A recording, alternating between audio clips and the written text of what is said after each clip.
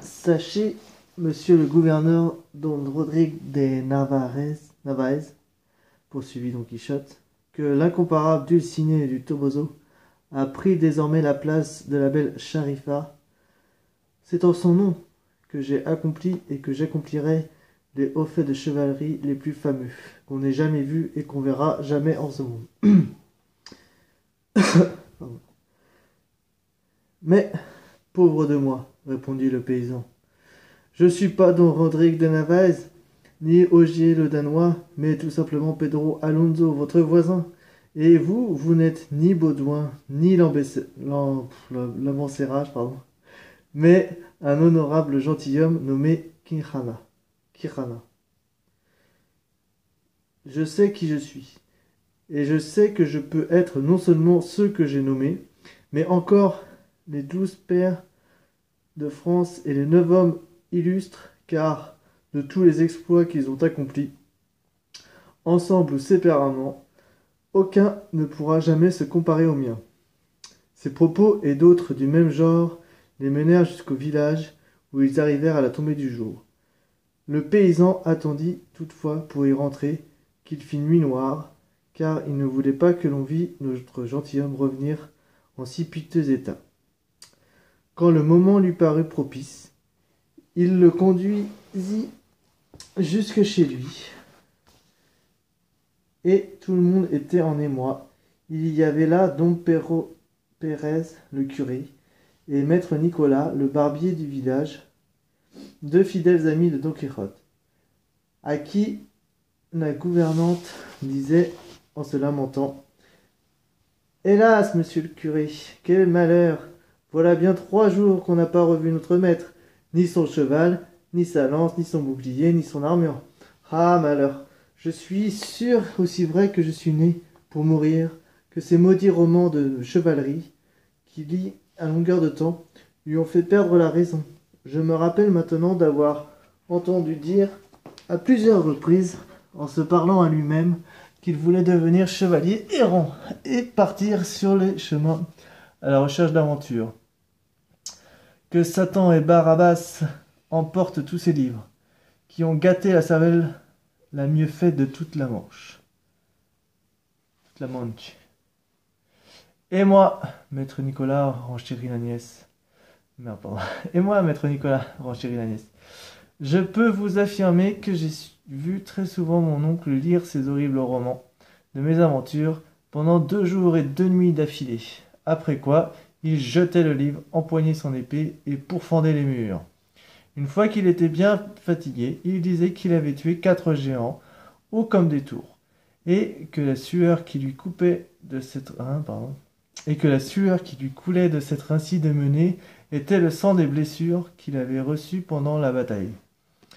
Ensuite, il buvait une cruche entière d'eau fraîche, et il était aussitôt apaisé et guéri, car, disait-il, cette eau était un précieux breuvage qui lui avait apporté de sages esquifs, ou alkif.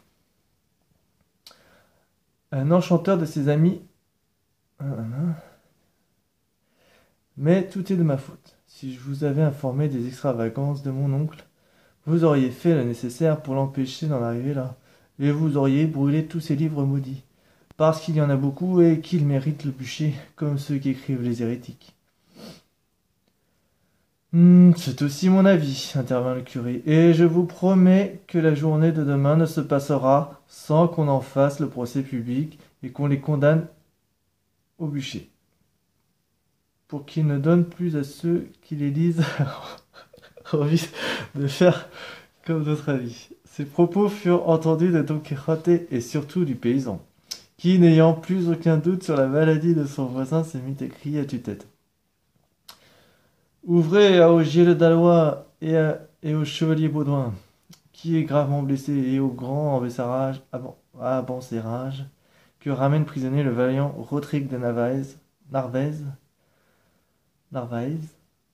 gouverneur d'Antequera. Ils sortirent tous à ces cris, ayant reconnu l'un son ami, l'autre son oncle, l'autre son maître, qui n'était pas encore descendu de l'âne parce qu'il ne pouvait pas. Ils coururent l'embrasser. Arrêtez, dit Don Quixote. Je suis gravement blessé par la faute de mon cheval. Qu'on me porte dans mon lit et qu'on fasse venir, si c'est possible, la sage Urgande pour qu'elle pense mes blessures. Hélas, quel malheur, s'écria alors la gouvernante. Le cœur me disait bien de quel pied clochait notre maître. Entrez, monsieur, soyez le bienvenu. Le bienvenu. Soyez le bienvenu. Et n'ayez crainte, nous saurons bien vous guérir sans qu'on appelle cette Urgante-là. Maudits soient tous les romans de chevalerie qui vous ont mis dans cet état, dans ce bel état, pardon. On le porta aussitôt dans son lit, mais quand on voulut soigner ses blessures, on n'en trouva aucune. Il expliqua qu'il était tout simplement moulu, car Rocinante, son cheval, s'était abattu sous lui alors qu'il combattait contre 10 géants parmi les plus redoutables qu'il y avait sur presque toute la terre. Tiens, tiens, dit le curé, voilà que les géants s'en mêlent à présent. Par la Sainte Croix, je jure que je les aurais tous brûlés demain, avant qu'il fasse nuit.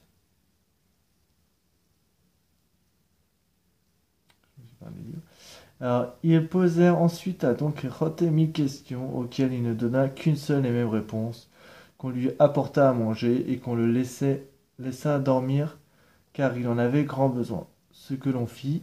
Puis le curé interrogea longuement le paysan qui lui raconta où et comment il avait trouvé Don Quixote et quelle sottise celui-ci lui avait débité tout au long du chemin. Cela l'incita d'autant plus à se rendre dès le lendemain chez Don Quixote, en compagnie de son ami maître Nicolas le Barbier. Fin du chapitre 5.